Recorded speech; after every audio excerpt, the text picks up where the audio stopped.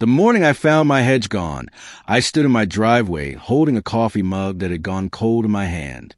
Where 22 years of carefully cultivated boxwood had stood, thick, green, and perfectly trimmed, there was nothing but mulch and stumps, raw wounds in the earth where roots had been ripped out.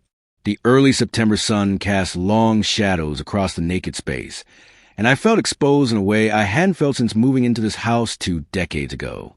"What the hell happened here?" my husband Derek asked, coming up behind me. His voice cracked with disbelief. I couldn't answer. My throat had closed up. That hedge had been my project since we'd moved in.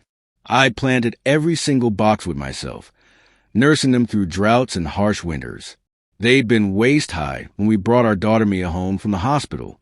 By the time she left for college last year, they towered at 8 feet, creating a living wall that gave us privacy from the street and from our neighbor's house next door. Our neighbor, Patricia Hendricks, president of the Meadowbrook HOA. As if summoned by my thoughts, Patricia emerged from her craftsman-style home, coffee cup in hand, wearing her typical uniform of pressed khakis and a pristine white blouse. Her silver hair was already perfectly styled, even though it wasn't yet 7 in the morning. "Good morning, Linda," she called out with cheerfulness that made my blood pressure spike. "I see the landscaping crew finished up yesterday. Doesn't it look so much better? So open and welcoming." I walked toward the property line, Derek following close behind. "Patricia, what did you do?" She smiled, the same practice smile she used at every HOA meeting. "I didn't do anything. The HOA board voted to have those overgrown shrubs removed. They were technically on the community easement, and they violated Section 12, Subsection 4 of our bylaws regarding sightline obstructions. Those weren't on the easement," I said, my voice shaking. "I had them surveyed when I planted them. They were 6 inches inside my property line."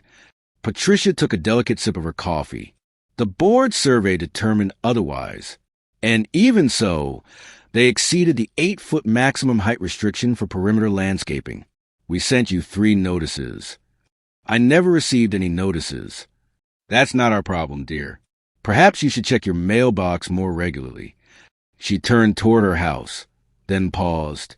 "And I must say, I'm quite enjoying my improved view of the sunset now. I could never see it properly with those monstrosities blocking everything." That's when I understood. This wasn't about bylaws or easements or sight lines. Patricia had coveted that sunset view for years. She'd mentioned it at neighborhood barbecues, at HOA meetings, always with that same tight smile when she looked at my hedge. "Some of us like privacy," she'd said once, "and some of us prefer to appreciate the natural beauty around us." For 3 days, I researched. I read every single page of the Meadowbrook HOA bylaws, all 73 pages. I studied property law. I made phone calls to surveyors and reviewed my original property documents. And I discovered something beautiful in Section 17, Subsection 9. Any decorative structure under 40 feet that served an artistic or functional purpose was permitted on private property, provided it met setback requirements and wasn't instructed of prohibited materials. The list of prohibited materials was short. No chain-link fencing, no corrugated tin, and no untreated lumber that would rot. There was absolutely nothing about metal art installations. On Saturday morning, Derek and I stood in a sprawling salvage yard 2 towns over, surrounded by mountains of industrial relics. That's where I found them. 52 sheets of weathered COR10 steel, each 1/8 feet tall and 4 feet wide. The material was used in modern architecture and sculpture. It formed a stable rust layer that actually protected the steel underneath, creating that distinctive orange-brown patina that architects loved. "How high could we stack these?" I asked the yard owner, a grizzled man named Ron who'd seen everything in his 40 years of business. "Structurally, with proper foundation posts, you could go 4 high, 32 feet, easy. But that's going to be one hell of a..." He paused, looking at my face. "Someone piss you off, didn't they?" "Monumentally," I said. Ron grinned. "I'll throw in the foundation post for free." The installation took 2 weeks. I hired a structural engineer to ensure everything was up to code. The foundation post went down 8 feet into concrete footings, exactly 4 feet inside my property line, well within setback requirements. The COR10 panels bolted together seamlessly, creating an unbroken wall that ran along the entire length of my property adjacent to Patricia's house. As the structure rose, I watched Patricia's reaction evolve. First confusion, then concern, then growing horror as she realized what was happening. By the time the crew bolted the final panels into place at 32 feet high, her face had gone the color of old newspaper. The wall was magnificent. The steel had already weathered to a deep, rusty orange, and it caught the late afternoon light, like a massive modern sculpture. Because COR10 was designed to rust, it would only become more dramatic over time. And best of all, it completely blocked Patricia's house from the western sky. She was on my doorstep within an hour of the installation crew leaving. "You cannot do this," she hissed, all pretense of neighborly civility abandoned. "That hideous thing is blocking my view." "What thing?" I asked innocently, standing in my doorway. That wall of rust." "Oh, you mean my decorative metal art installation?" I pulled out a folder I prepared. It's fully compliant with HOA bylaws, Section 17, Subsection 9. I have the engineering reports, the setback measurements, and approval from the county building department. Would you like copies? Patricia's hands trembled as she flipped through the documents. "This is spite. This is pure spite.